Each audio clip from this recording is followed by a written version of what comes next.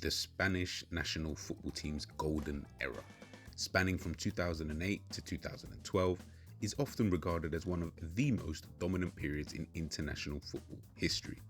A team that combined tactical brilliance, individual talent, and a deep connection between club and country to achieve the unthinkable. Over the course of 4 years, Spain won 3 major tournaments: the 2008 European Championships, the 2010 FIFA World Cup, and the 2012 UEFA European Championship, making them as one of the greatest teams the world has ever seen. But how did they get there?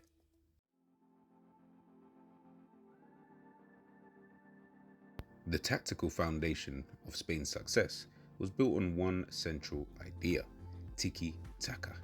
This was a system of play where short, quick passes, intelligent movement, and maintaining possession were paramount. Spain's dominance was not simply about pressing high or counter-attacking. It was about controlling the tempo of the game and suffocating the opposition with their precision. At the heart of this system was a midfield that was second to none. Led by Xavi Hernandez and Andres Iniesta, Xavi, a maestro, was the one who dictated Spain's tempo, always finding space and delivering pinpoint passes. Iniesta, on the other hand, was the creator, dribbling with grace and slipping through defences with an eye for a goal or assist. Behind them, Spain had a rock-solid defensive unit. 𝐒𝐷 and Carlos Puyol formed the backbone of the defence, with Puyol's leadership and Piqué's composure providing the perfect balance. And to the right, you had a young and fiery Sergio Ramos, a player capable of defending as well as contributing in attack, especially in aerial duels. The Spanish defence wasn't just about stopping opponents, it was about building from the back, with the likes of goalkeeper Iker Casillas playing a crucial role in launching attacks, always quick to distribute the ball out to the wings.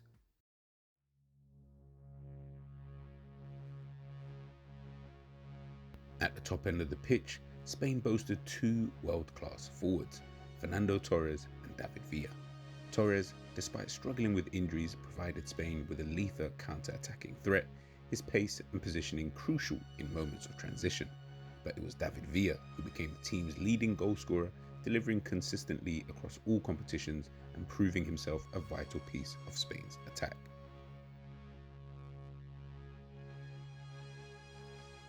Fernando Torres, known as El Niño, was the hero of the 2008 Euro final, scoring the only goal against Germany with a delicate, intelligent finish.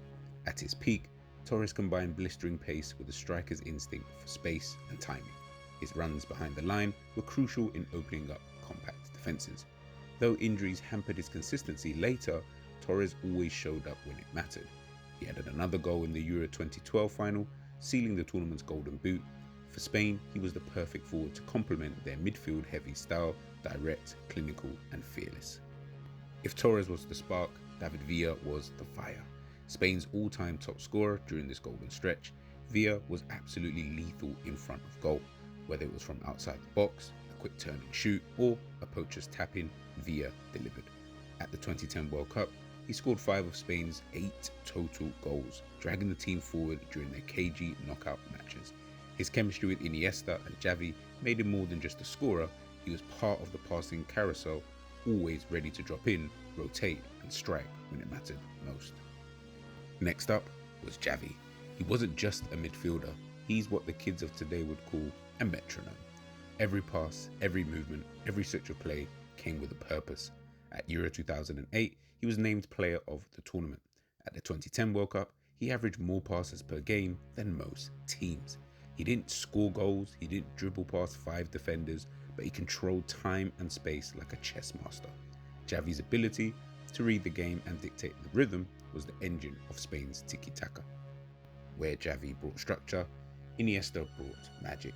Nicknamed the Illusionist, Iniesta had a way of gliding through defenders with effortless elegance. His crowning moment came in the 2010 World Cup final, where he scored the extra time winner against the Netherlands. That goal immortalized him in Spanish football history, but even beyond that moment, Iniesta's vision, control, and humility made him a footballing icon, beloved around the world. Sergio Ramos. Still just in his early 20s during Euro 2008, Ramos brought aggression and passion to the Spanish backline. Starting as a right back, Ramos added defensive skill and attacking threat, often bombing forward and creating width when needed. By Euro 2012, he was playing as a centre-back, and doing so with world-class composure. His presence, aerial dominance, and leadership mentality helped Spain maintain their defensive perfection, going the entire tournament without conceding in the knockout stages. Last but not least was the spiritual anchor of this Spanish side, and that's Carlos Puyol. Wild hair, no-nonsense tackles, and pure heart. Puyol embodied leadership and sacrifice. He scored the winning goal in the 2010 semi-final against Germany with a thundering header, showing he was more than just a defender. But what made him irreplaceable was his ability to rally the team, keep them grounded and fight for every inch. His partnership with Gerard Piqué blended experience with finesse, but Puyol was the soul. Let's also not forget the honourable mentions like Iker Casillas, the captain and goalkeeper who made crucial saves under pressure, Sergio Busquets, whose intelligence and positioning allowed the midfield to shine. Gerard Piqué brought composure and calmness to the back, while Xabi Alonso added control and a long-range threat from deep. These weren't just world-class players, they were perfect fits for a system that valued intelligence, technical ability, and unity. Together, they created footballing poetry, written not with flair and flair alone, but with rhythm, sacrifice, and belief.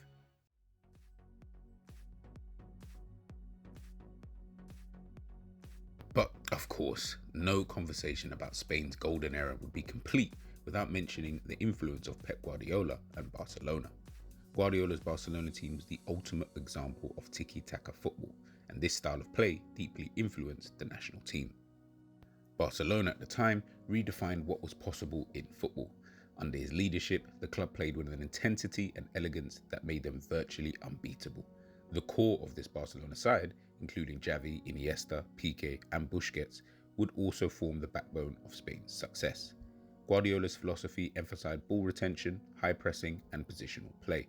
These principles were transferred seamlessly into the Spanish national team, making Spain the most cohesive and dominant side in world football during this period.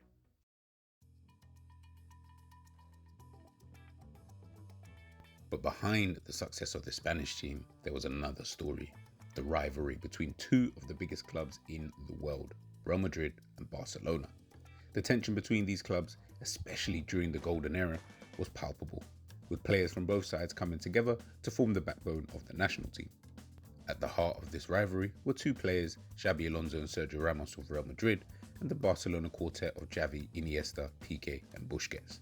While Barcelona dominated domestically under Guardiola, Real Madrid under Jose Mourinho had their own philosophy of success, built around a more direct approach.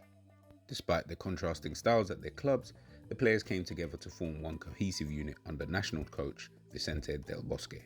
This ability to put club rivalries aside for the good of the nation was crucial to Spain's success. It wasn't just about individual brilliance, it was about creating a team-first mentality that transcended club loyalties.